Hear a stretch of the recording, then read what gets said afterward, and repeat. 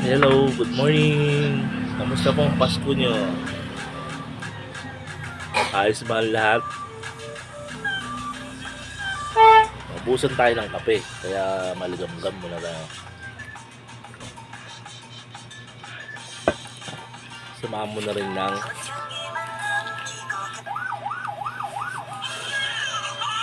puto.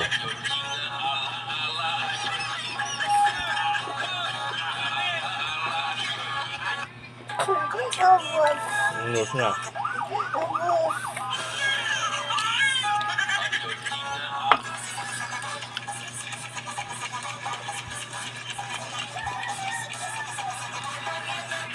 Ano yung mga handaan nyo kahapon? May nagtira ba? Kung may nagtira, lagay natin ng gulay.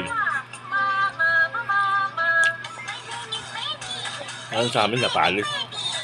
Sayang.